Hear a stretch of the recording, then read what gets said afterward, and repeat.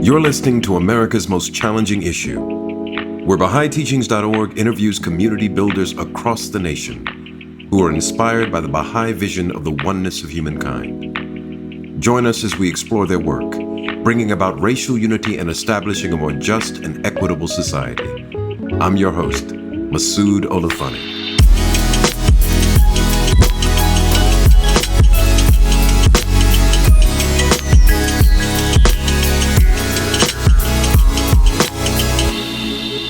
O my servants, could ye apprehend with what wonders of my munificence and bounty I have willed to entrust your souls? You would, of a truth, rid yourselves of attachment to all created things, and would gain a true knowledge of your own selves, a knowledge which is the same as the comprehension of mine own being. From the Baha'i Writings.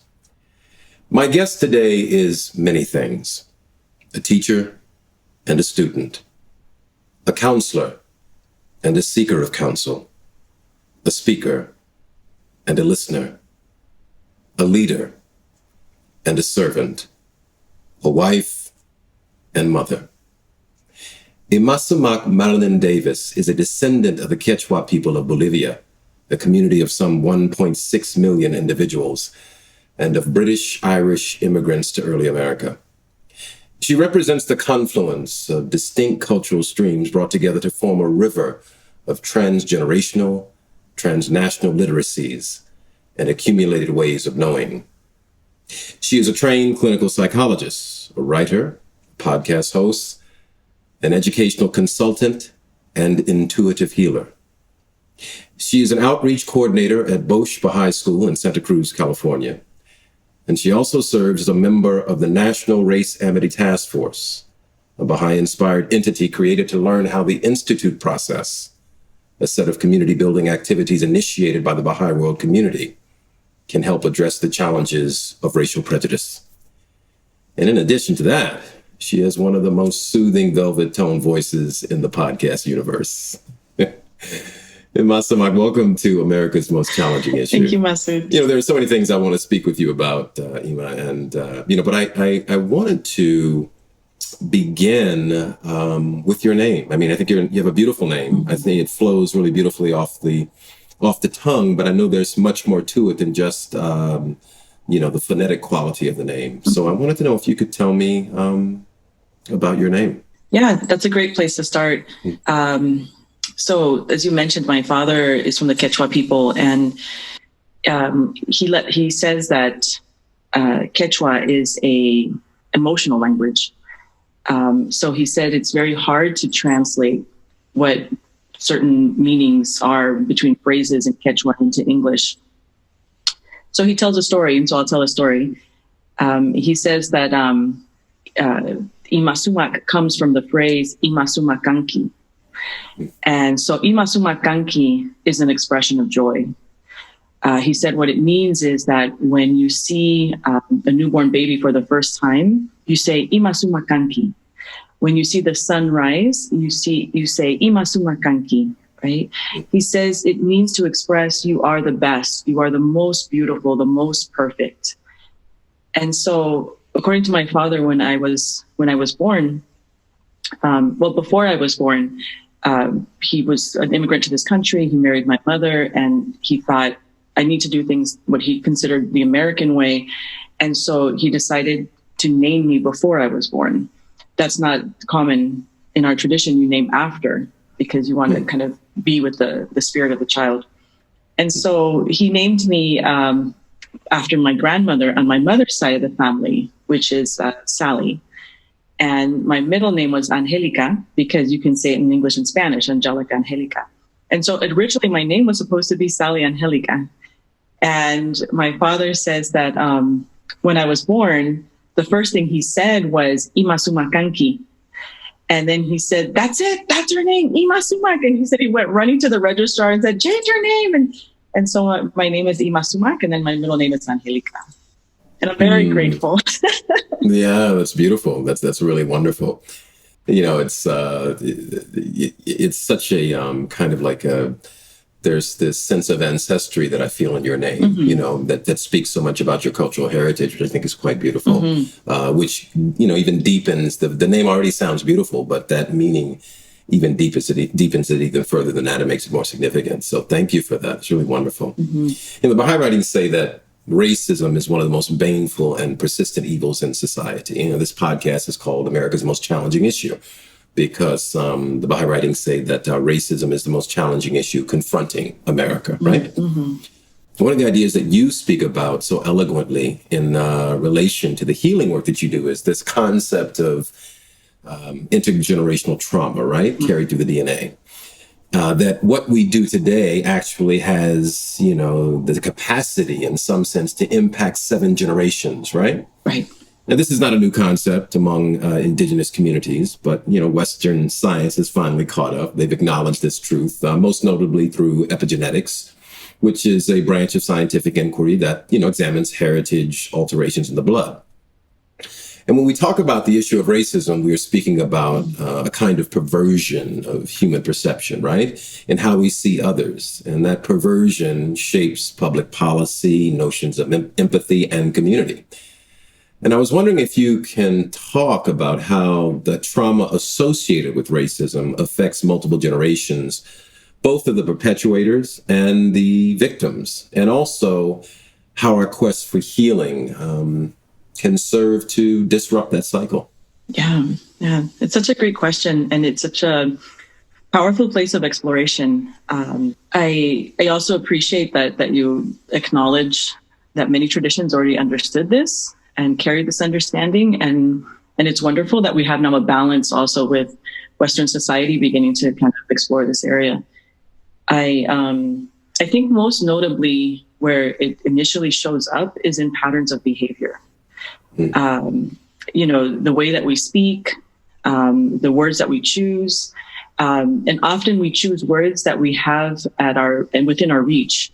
So if I don't have the language of compassion, if I don't have the language of generosity, if I don't have the language of abundance, I can't speak in that way, right? And so what I mean by that is that if the language I know is the language that says, yes, no, do this, don't do that, why are you doing this, stop doing that, then that's the language that I'll speak because that's all I have access to, right?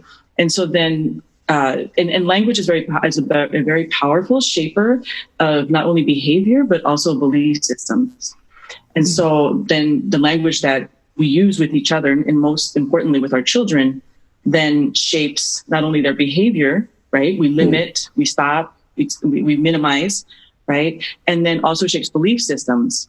The area that I've explored this in great detail is in emotion, right? So I feel that in emotion, we have a very poor understanding. I think we're moving into a greater understanding, but we don't really understand how emotions move like energy. When language tries to limit an emotion, right? Don't cry. Why are you doing that? Why are you afraid? Right? Like these kind of like tough and stopping kind of words, then it creates a conflict because inside of me, I'm feeling certain things, right? As a child, I feel afraid. I feel sad, but I'm being told no, right? And so now I either have to believe the voice on the outside, which is the adults that are in my care, I'm in their care, or I have to, negate what I'm feeling inside. And most often children will negate what they're feeling inside because they have to trust the adults around them. They're the ones that will ensure their survival. It's almost their first relationship with a creator in a sense, because that's all they know, right? And so then children will then begin to internalize something's wrong with me. Why am I feeling this way? I'm not supposed to feel this way. Why am I doing this? I'm not supposed to be doing this, right? And so that's what I call it creates a process of creating false belief systems, right? That they hold within themselves, that something is wrong with them and not with, that the world outside is okay, because the adults outside have said it's okay, then but what I'm feeling is in conflict with that. So then that must be what's the problem, right? And then this kind of gets confounded throughout that journey of childhood. And so And so I think now when you think in a historical aspect, right, these patterns then were set, very a long time ago through colonization, right? So colonization said, no, not that, you're never going to reach this status of whatever is okay or good, right? And so then it's stop, not okay. What's wrong with you, right? And so then these are the things that get passed down to today, right? And so I think the effort that it takes to learn about your inner landscape, taking time to listen to your emotions, learn about them, right? We're really afraid of them. We're afraid of our pain. We're afraid of our fear. We're afraid of our anger. And the Baha'i writings do such a wonderful job of guiding us through this, right? They help us understand that, it's just a movement. It's a movement of energy, right? And it's a movement of energy from our lower nature to our higher nature, right? And so if we can learn to move energy from our lower nature, right? Which is, when I say lower nature, that would be something like, where I am holding on to fear because I'm afraid that it's true, right? That fear is true, that I'm not good enough, that I really won't be okay, that the world really is a bad place, right? So I'm going to hold on to that. Whereas if I can begin to release that, right, and just let fear move, it can move to its higher energy, which is faith. Faith that I really am amazing, that I really do have something to contribute, that the Creator did create a perfect creation, right? Then that movement goes to truth. And Baha'u'llah calls those the emotions of the kingdom, right? And I just love that phrase, the emotions of the kingdom, because it's like, that's where we're moving to. But of course, that's a process, and it's a process that is daily, right? It's not like I've arrived, I'm at the emotions of the kingdom.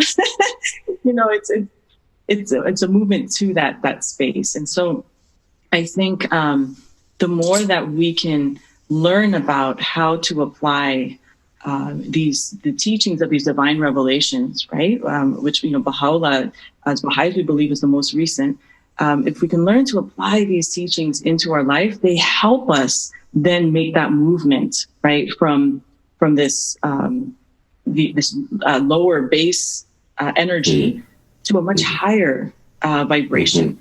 And so when we talk about intergenerational trauma, I think the first place to begin to look is the language that I'm using, because the language that I'm using is going to guide me to the emotional, what's the emotional force behind that language, right? And then follow that emotional force down to its belief system.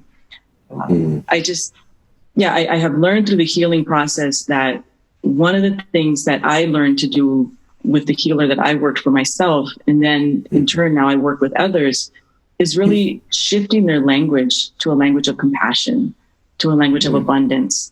And this language is for themselves, right? Because if I don't know how to be compassionate with myself, it's very difficult to be compassionate with somebody else. But as I learned to be compassionate with Ima, then I learned to be compassionate with everyone else, right? And so my language began to shift as a parent, right? It became more gentle. I took more time.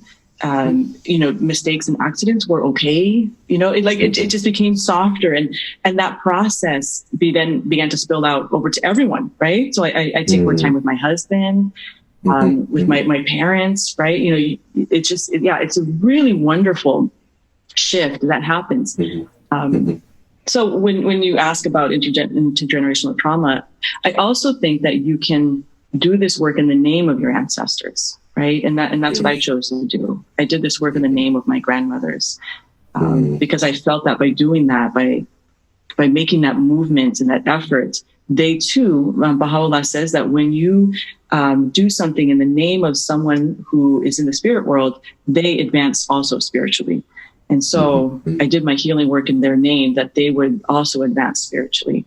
And so that and also then connects us to our ancestors, right? Who had to go through, the oppression of colonization when it was, not as systemic as it is now. I mean, it's very systemic now, and it was systemic then too, but it was also very outwardly, you could see it outwardly as well, right? And so now the healing work that we do today, we can honor that effort and that sacrifice of our ancestors of survival, to the work that we do when we try to root out these false belief systems and get to know the truth of who we are.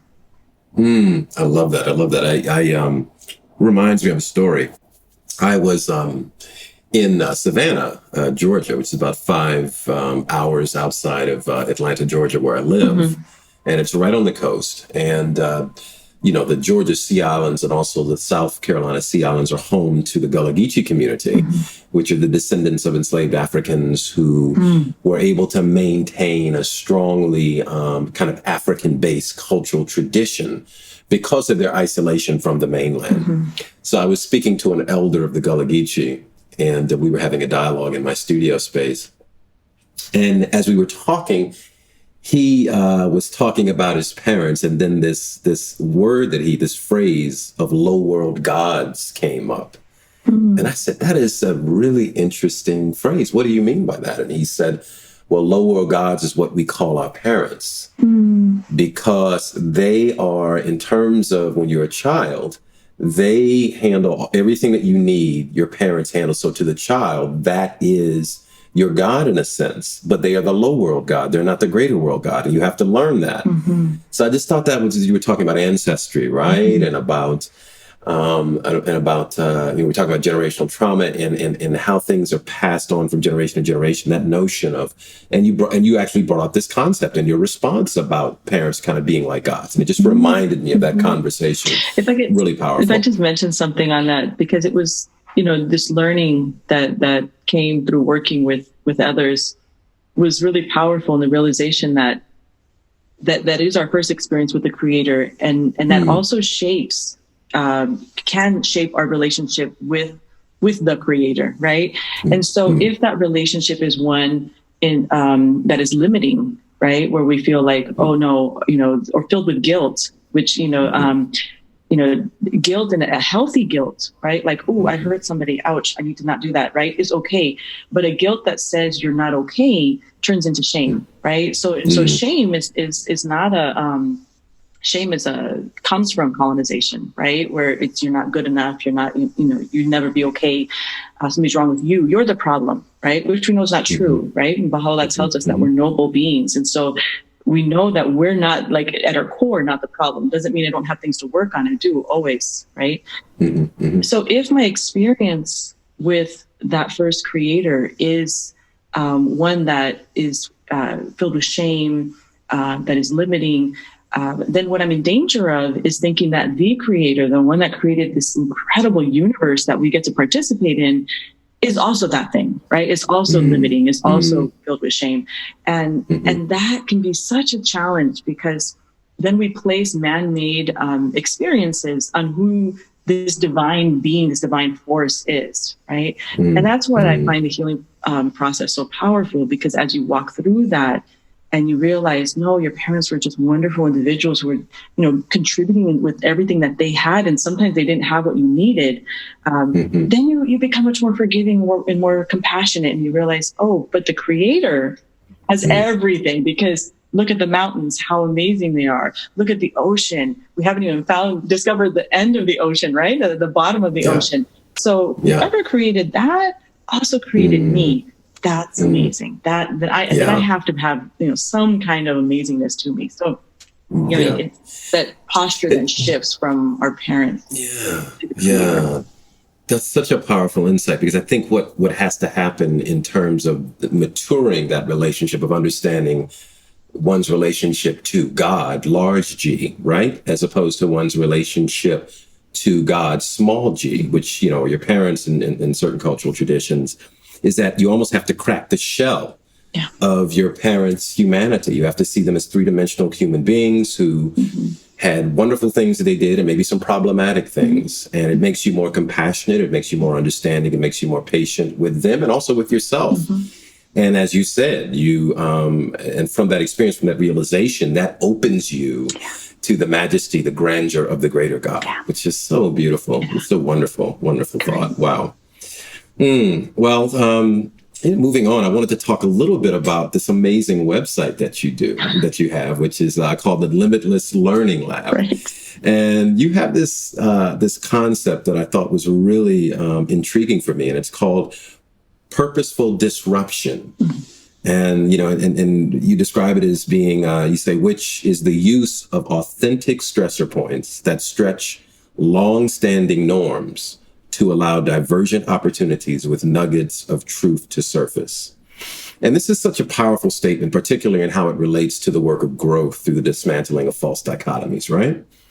And as a descendant of an indigenous community and a colonizing community, you represent, in some sense, these historic oppositional forces, right? The legacy of the oppressed and also of the oppressor. And I'm wondering how you have worked to integrate these two realities and how that process has served you in the tremendous work that you do. It's such a great question. I want to know your process of coming up with these questions. Yeah, I do a lot of writing, and in my writing I call that living in the crash. And I do writing for healing, meaning that I journal to help me process through experiences that I'm having, and then I also do writing in multiple ways, right? I mean, in poetry and narratives and articles. But one of the things that came out was this idea of these two forces that I grew up with. And these forces, of course, were represented through my parents, but in reality, it was really the cultures that they came from. And these two forces really, when they meet, because they do not understand each other, because they do not, because they move rhythmically in very different ways. And they don't move, when they move rhythmically in different ways, if they don't move with humility, right, then they can't learn from each other. Then instead what happens is they crash into each other. And so a lot of my experience was that, right, culturally. So on a wider culture, every time that I participated in either one, there was always confusion as to what to do with me, right, because they weren't quite sure. They hadn't experienced someone like me in their community, because I was mixed, right? I was mixed with a different culture that, for one, brought a great deal of pain and a great deal and a constant reminder of the not good enough, and then for the other, a great deal of shame, right? And a great deal of I consider the weight of sadness from that historical piece of being the oppressor. And so when you walk in the middle of that, it's very difficult to choose a side because these forces are too strong.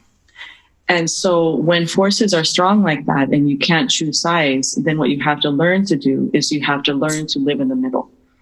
And when you live in the middle, it requires a great deal of, you have to pull from another source, right? It can't, because yours is too limiting. And so, so this other source, for me, has been going to divine revelations. And it's all, Baha'u'llah says that all divine revelations are one long continuous revelation throughout history, right? Which is really wonderful. So that means that we have access to the Buddha and his teachings, right? It means that we have access to Jesus Christ and his teachings, right? And so we're really grateful for that because they're so rich. Of course, we know that the spiritual teachings stay the same, right? It's really only the social teachings that shift and change. And so it's those spiritual teachings then you gravitate to, and you look to them and you ask, what is it asking me to do? How is it asking me to live? Right. And then you try to reflect that, right? And you try to think, how does my behavior change according to what Baha'u'llah's revelations say? How does my posture, and posture is a word I use a lot, and sometimes we think of posture in terms of people's back, right? Like if they're standing straight, which is a great way to think about it. But posture is also just kind of the energy you carry when you walk into a room. What is your posture when you're walking into a room, right? And I feel that when it comes to these two forces that are crashing in the middle, I think the most important posture is humility, because neither side understands the level of devastation and the level of pain that gets created through the terms you use, being a colonizer and being colonized, right? The oppressor and being the oppressed. Because the reality is that underneath that, what Baha'u'llah calls, the bane of prejudice, underneath that mantle of racism, everybody is oppressed. Everybody loses, right? And so when you walk in the middle of that, if you walk with humility, right, with a great deal of with a desire to learn, right, then you walk into those spaces, and the question is, tell me more, right? I want to hear more. I want to understand more, and help them open up that experience. And so it's been learning to do that. It's been learning to walk in with that kind of posture, with that desire to learn and to question. It's so interesting because I think oftentimes what you're talking about, it seems to me, is this kind of three-dimensionality of the legacy of racism, right? That it has an impact on both groups.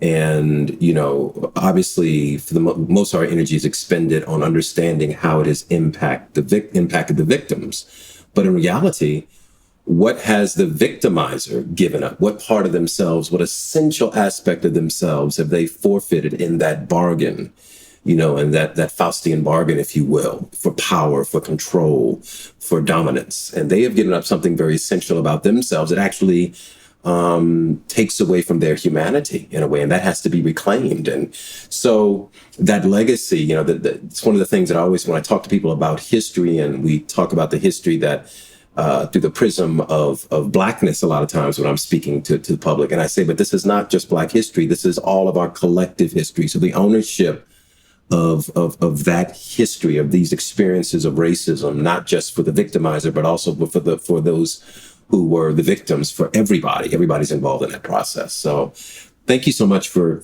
framing that way. It's really wonderful. And just if I can also mention, when you said this, it also made me think of something that has also come up in healing work. I work with a diversity of people, and one group that I always am amazed at, who walks in there's been a consistent stream of people that come in from primarily a very, I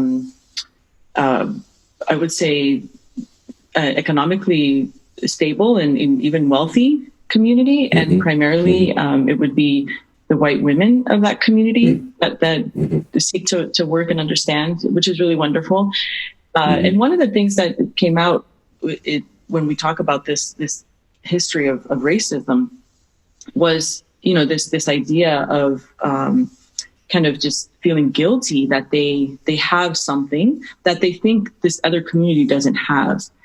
And so when you mentioned this, to me, it made me think of the lens in which we view the world, right? If the lens in which we view the world is a material lens, then that is true, right? Then it's true that there's one community that has something that everybody else doesn't have, right?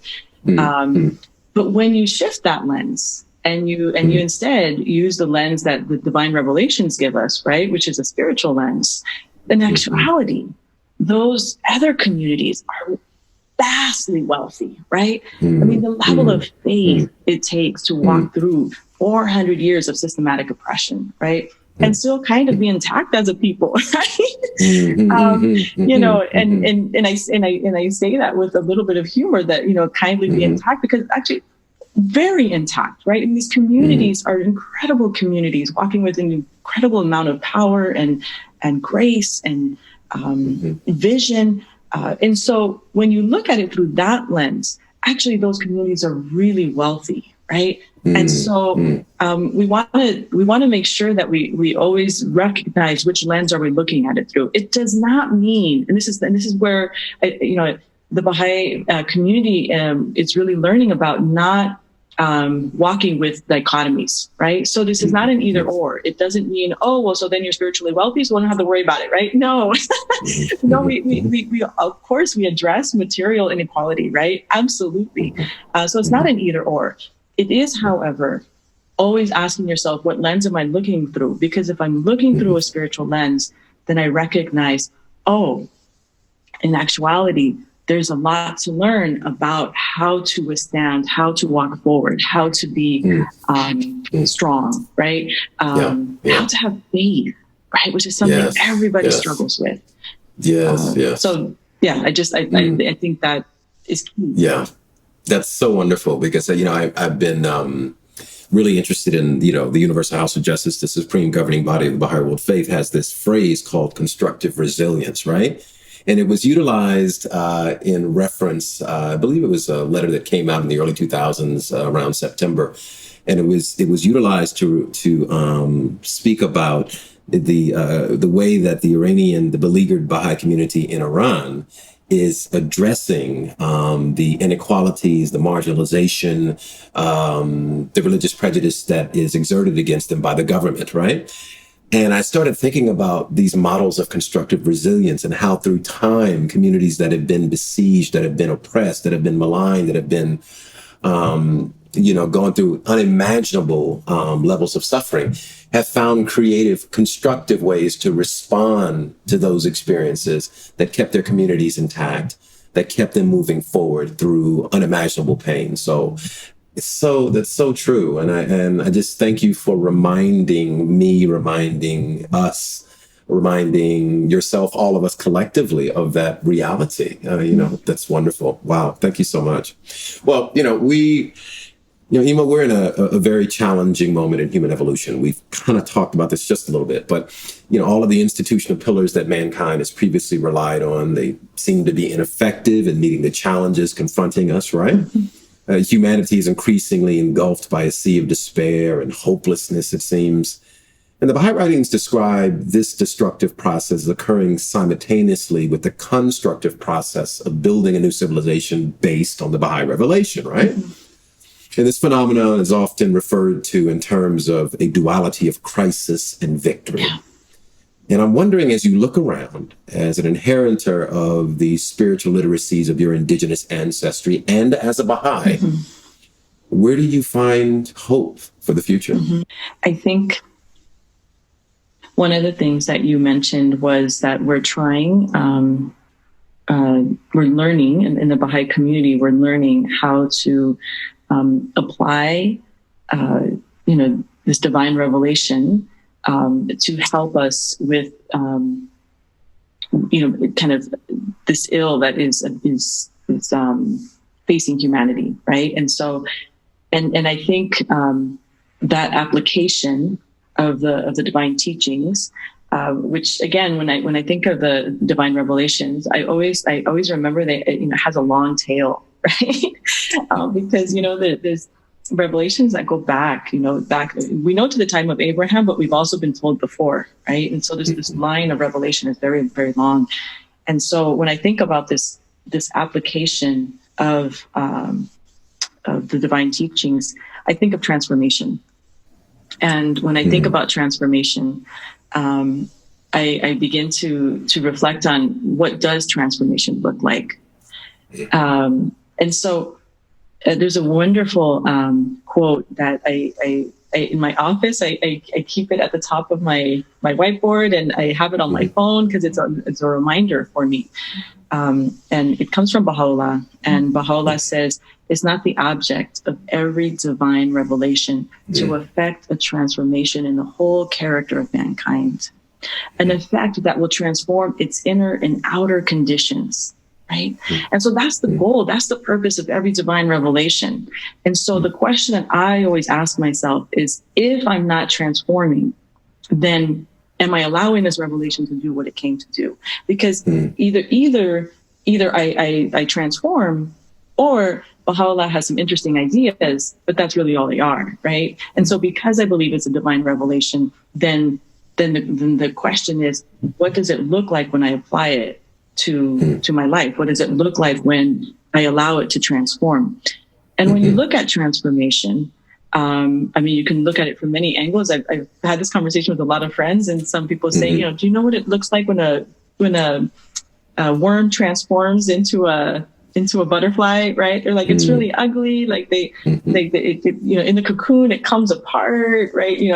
And I thought, wow, that's such a great way of thinking of transformation, right? It is ugly. It is a falling apart. It's messy, right?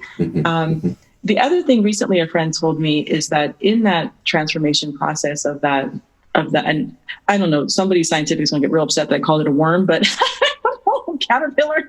But in the process of that little being, that little caterpillar shifting over into a butterfly, this friend said to me that it's very focused on the self. Right? And I was like, wow, that's powerful, right? And it's not focused on the self in terms of aggrandizement. Of course not, because you look in the cocoon, it wouldn't want anyone to see what's going on inside there. It's so messy, right? But it's focused on the self in terms of dismantling, right? What is no longer going to serve me? What is not going to allow me to fly? I need to discard those parts, right? And that discarding can be challenging because sometimes we're a little attached to those parts, right? I don't want to really let go of that. And then it's also, what do I need to acquire? What do I need to take in, right? What needs to become part of my new being, right? And when you think about a butterfly, you think about the lightness that it has. What's going to allow me to be light, right? So that I can elevate. And so that it's such a wonderful metaphor for, I think, what we're all going through right now. Transformation is ugly, right? It can look messy, right? But it's actually really beautiful, right? There's actually a movement of light that is happening through all of us.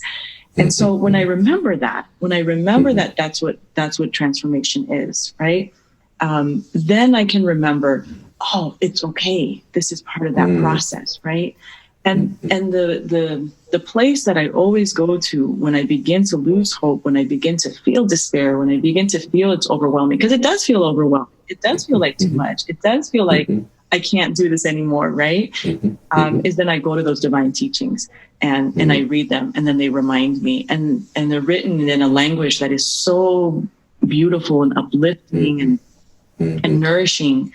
And then you say, oh, okay, that's right. This is part of a process, right? This is part of that long promise that was prophesied by Jesus Christ, that the kingdom of God will be on earth, right? But it's a transformative process. And just like the caterpillar doesn't just tomorrow become the butterfly, we too, right, are going through this movement.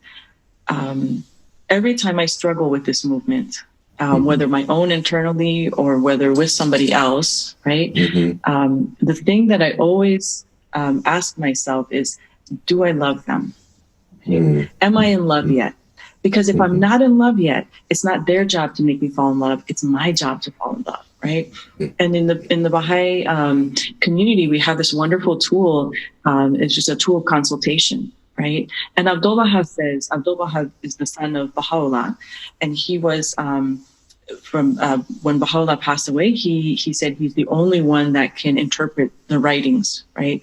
And so we call him the center of the covenant. And so Abdul-Baha said that when we enter into consultation, the first absolute necessity, right, the quality that you have to walk in with is absolute love for every single person, right, that you're going to consult with. It feels like a tall order, but then the question is, it doesn't mean that, oh, I don't love you guys yet, I can't consult, I have to wait until I love you. No, I fall in love with you through the process, right? The caterpillar can't say, oh, I'm not a butterfly yet, you're going to have to wait until I get my wings. No, it's a process, right? And so it's showing up for consultation. It's showing up to the conversation around race amity. It's looking at institutionalized racism and saying, what is my part to play? It's showing up in those things. That is the growth process. That's the transformation process. We can't wait on the side and say, when you guys are ready, then I'll join. Because we learn collectively. We learn in the application of. We learn together. Yeah. And for me, the essential ingredient is love. Right? I mean, for Ima, if Ima's not in love, then Ima needs to figure it out. Everyone else is doing fine. Everyone else is having a great day. Everyone else is doing wonderful. I'm the one that needs to figure out how I need to fall in love. Right? And that keeps me really focused on that looking at myself in terms of my posture, right? Because otherwise I can find a whole lot of people that I think are a mess and a half, right? I can say, you need help, you need help, you need help. But that's not going to move us forward. That's not going to accomplish transformation, because I can't transform them. I can only transform me. But then in the process of me transforming, you also get affected, right? Which is really wonderful. And when you transform, I also get affected. And I'm so grateful for that. I love that. Wow. So focusing on self, on my own peculiarities, the things that I need to address in myself, and that in and of itself creating ripples in the spiritual world, and it has impacts on people's lives. That's so interesting, because so often we do focus on the other. Our society, kind of inculcates that within us, right? On a daily basis, pointing out people's faults, but really, as the Baha'i faith says, to bring thyself to account each day, to really look at my actions, what I've done, how they've impacted my spiritual state, and how they've impacted others, and then to make adjustments, as going forward day to day, and just improving constantly. A thought on what you just said right now, because I think it's so important, is, our society does focus on the faults of others. It also focuses on who got it right. Right. And so then when we think, oh, they got it right, what does that mean? That means I got it wrong. Right. And so that creates this dichotomy of right and wrong. And when you were, again, in this healing work, I began this healing work at 15. And of course, looking at the divine revelations, they all divine revelations say, be selfless. Right. And so then you're like, what do I do?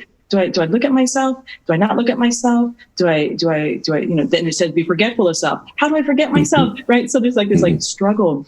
And in the work that I've done, and in this walk that I've had, what I find is the focusing on the self is the focusing on rooting out all those what in the secular world I would call false beliefs, right?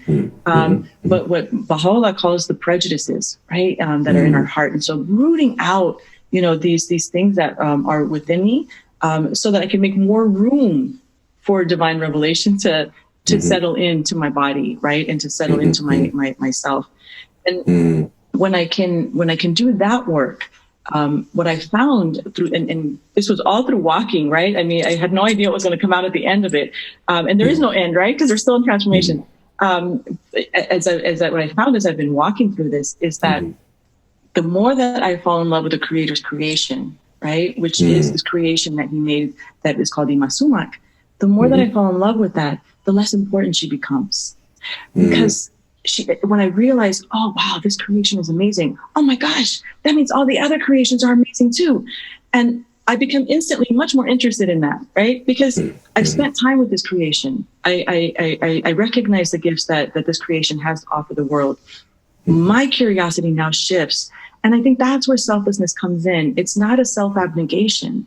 It's a movement of love that you recognize the beauty of the creation within you, right? Baha'u'llah has this beautiful hidden word, and hidden words are these, just these special writings that really help us reflect on the essence of who we are.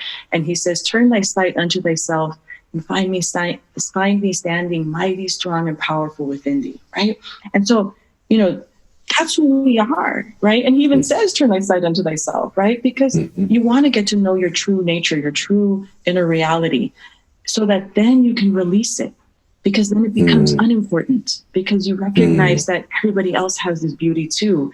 And now you're just moving with others because you're much more interested in the movement rather than, is Ima in the front? Is Ima getting, the focus, right? It's really wonderful. There's so many years spent on trying to recover my voice that came from what we talked about, historical oppression and its effects on generations today. And for me, a big part of that historical oppression for me was the silencing of my voice, right? Be quiet, don't speak. Let elders speak first. And I just recently wrote about this because when those ideas are brought in as values, they're beautiful, right? To allow elders to speak first, to be gentle, is wonderful. But when they're used as a weapon to control, to minimize, then it becomes oppressive. right? And then your voice gets silenced, and the essence of who you are isn't allowed to be flourished, to express. And so for me, a big part of that was recovering that, right? Well, when I recovered that, then I was able to, in the process of recovering that, I mean, of course, it was beautiful, the discovery of it. But then as I discovered more and more, I was able to release it. It wasn't necessary to keep saying, listen to me, listen to me. It was okay. Why? Because I was already heard. Who heard me? Me, right? I mean, the creator heard me a long time ago. That's good enough. Now I'm really interested in what you have to say. Well, I'm thinking about, you talked about the voice, and since you have recovered your voice, I know that, one of the, among your prodigious talents is poetry. Yes. And I was hoping that, before we go, because we're just about out of time, if you could share a poem. That would be lovely. Ymasumac Maronan. You are Quechua Amancaya, from the Andes of Caipacha. Mi lengua no sabe cómo hablarte, y mi alma ni sabe cómo tocarte. Pero aquí, entre tu vientre y tu luz, me acomodaré. And with these words, Mama Crucesa settled in the deep, moist fields of muscle where life's force sets. Respira, Ymasumac Maronan, respira. Mama Ochlu, you are. Manco Capac, you are. Your blueprint started among the crevices of the Illimani. Breathe, Ymasumac Maronan, breathe. Upon the tabletops of emerald mountains, among the folds of green valleys, we tilled the land. Our blood blew. We resisted tides of aristocracy. We followed love. From the cliffs of Moer, crashing waters alongside the ocean, I called you. Come, take your Imrama. I will find you there. In a quiet storm, you were born, crowned with lace bonnets, songs of forgotten lullabies, lulling you back. Breathe deep, Ymasumac Maronan. Breathe deep. Pirate queen, you are. High King Boru, you are. And all of this, we sewed like patchwork, crisscrossing patterns over your heart, tenderly sewing truths of resistance. A blueprint of oneness, tied with golden strands, sacrifice and love. I am the fingerprints of my ancestors, the last bend of their cries, the curve in their smiles. I hold the mirror of their dreams. Collectively, we are the fingerprints of humanity, the last imprint of their struggles, the reward of their midnight prayers, ceremonies, lingering melodies. Divided, we are just strands, caught in different hands, waiting for new winds. Beautiful, beautiful. Thank you so much, Yma. Thank you for sharing that poem. So much beautiful imagery in there. And more than that, thank you for just the gift of you, of your commitment, your dedication to the work that you do. Thank you for being a warrior woman in this work, right, of eliminating prejudice from the fabric of American society. I just really appreciate you. I want to honor with the work that you do and just encourage you to just keep on keeping on. So thank you so much, sister. Thank you so much. Well, you've been listening to America's Most Challenging Issue. I'm your host, Masood Olufani. And remember, naught but the celestial potency of the Word of God, which ruleth and transcendeth the realities of all things, is capable of harmonizing the divergent thoughts, sentiments, ideas, and convictions of the children of men. From the Baha'i Writings. Thank you so much for joining us. Until next time.